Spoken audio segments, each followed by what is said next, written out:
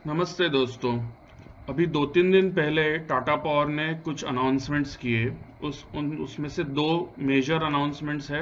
एक है कि उन्होंने प्रोमोटर्स को कुछ प्रेफरेंशियल अलॉटमेंट कर रहे हैं वो शेयर्स का, और दूसरा था रिन्यूएबल्स बिजनेस के लिए इन्विट सेटअप करने का बोर्ड का अप्रूवल।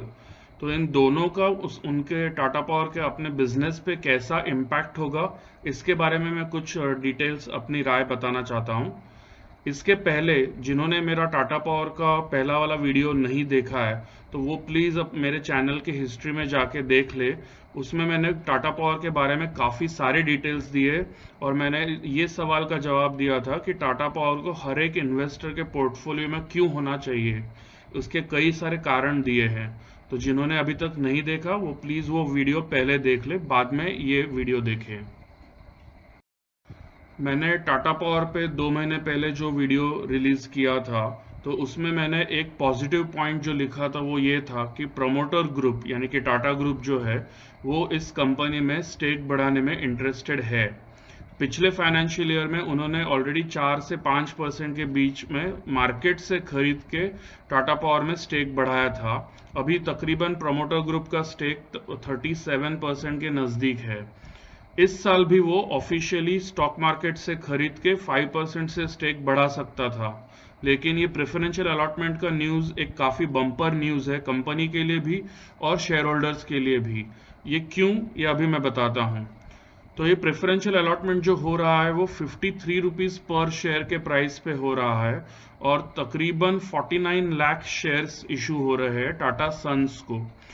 इस इशू की वजह से टाटा सन्स का स्टेक ऑलमोस्ट 10% से बढ़ने वाला है, और टाटा पावर को इसके बदले 2600 करोड़ रुपीस का कैपिटल मिलेगा।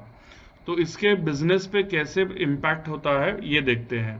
तो सबसे पहला सीधा सीधा इम्पैक्ट ये है कि उनके पास 2600 करोड़ का ज़्यादा कैपिटल अवेलेबल हो जाएगा। अभी ये जो है ये इक्विटी कैपिटल है।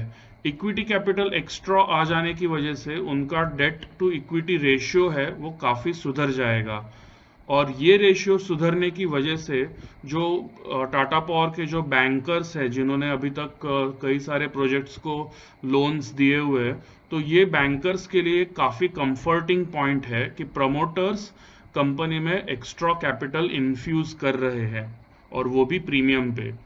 तो ये लेंडर्स के लिए भी एक पॉजिटिव है, और कंपनी के साथ जुड़े हुए सारे स्टेक होल्डर्स के लिए भी काफ़ी बड़ा पॉजिटिव है।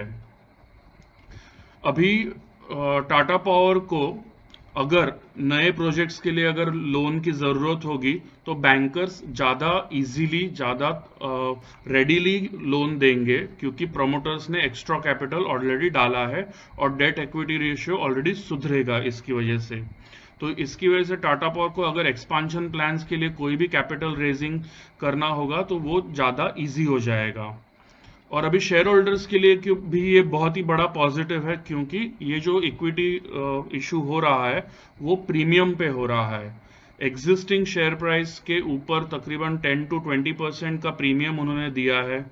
वो पिछले 3 महीने का एवरेज से भी ज़्यादा है, 6 महीने के एवरेज से भी ज़्यादा है, और 12 महीने के एवरेज से भी ज़्यादा है। तो सेबी के जो भी नियम है इसके बारे में, उससे डेफिनेटली ये प्रीमियम पे ही है।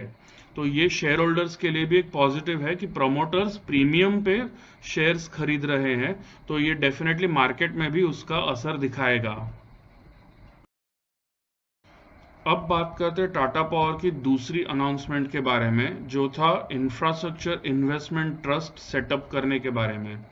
टाटा पावर के रिन्यूएबल्स एसेट्स यानी कि सोलार एनर्जी जनरेशन और विंड पावर जनरेशन, इन दोनों एसेट्स को एक अलग से इंफ्रास्ट्रक्चर इन्वेस्टमेंट ट्रस्ट में ट्रांसफर करने की सोच रहे हैं।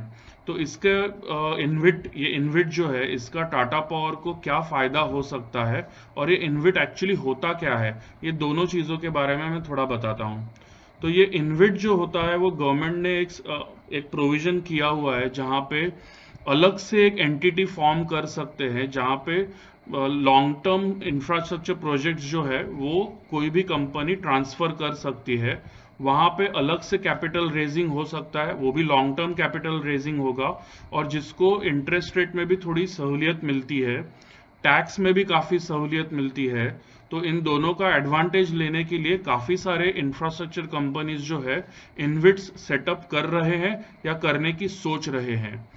तो अभी टाटा पावर के पास ये जो सोलार और विंड के रिन्यूएबल एसेट्स जो है, जो पावर जनरेट करते हैं और अलग अलग डिस्ट्रीब्यूशन कंपनीज को बेचते हैं, तो इनके ऑलरेडी कुछ 20 साल या 25 साल के पावर परचेज एग्रीमेंट साइन हो चुके हैं। कम से कम 15 साल तो डेफिनेटली है।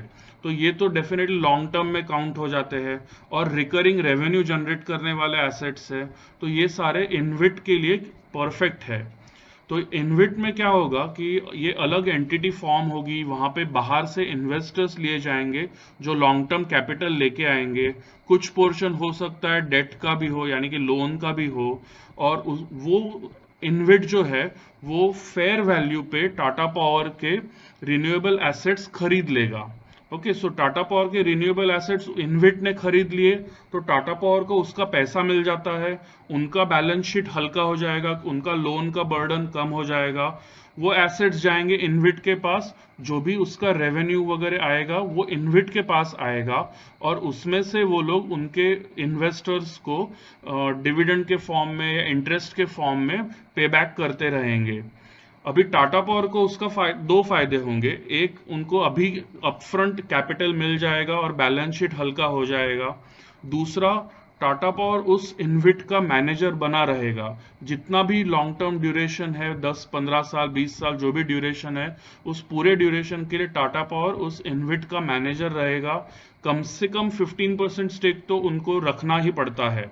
उससे ज़्यादा भी शायद रखने की परमिशन होगी तो वो रखेंगे, लेकिन मिनिमम 15% स्टेक तो रहेगा। उसके अलावा उनको मैनेजमेंट फीस भी मिलती रहेगी क्वार्टरली या ईयरली बेसिस पे। तो वो एसेट्स मैनेज करने के लिए टाटा पावर मैनेजर बनेगा, इनविट का भी और उन एसेट्स का भी। तो उनको रिकरिंग थोड़ा थोड़ा रेवेन्यू मिलता रहेगा, प्लस उस स्टेक से भी उनको थोड़ा बहुत फायदा होगा। अभी इसका दूसरा जो इनडायरेक्ट बेनिफिट है वो ये है कि टाटा पावर का अपना बैलेंस शीट एक बार हल्का हो जाता है तो वो फिर से कैपिटल रेज कर सकते हैं, नया लोन ले सकते हैं और ज़्यादा रिन्यूएबल प्रोजेक्ट्स खड़े कर सकते हैं। सो आने वाले सालों में हम देख सकते हैं कि टाटा पावर शायद फास्टर पेस से रिन्यूएबल एसेट्स या रिन्यूएबल प्रोजेक्ट्स जो है वो खड़े करेगा। अभी तक उनके पास कुछ 3000 मेगावाट के ऑपरेशनल प्रोजेक्ट्स है। 700 मेगावाट के एडिशनल प्रोजेक्ट सेटअप वो इस साल करने वाले हैं, ये ऑलरेडी अनाउंस हो चुका है। लेकिन अगर ये इनविट सेटअप हो जाता है और उसमें से कैपिटल उनको मिल जाता है और बैलेंस शीट का भी हल्का होने का काम पूरा होता है, तो वो हम देख सकते हैं कि आने वाले सालों में हो सकता है वो हर साल ज़्यादा कैपेसिटी के रिन्यूएबल प्रोजेक्ट्स खड़े करेंगे। तो ये सारी दोनों चीज़ें जो है वो टाटा पावर के बिजनेस के लिए फायदे की ही है।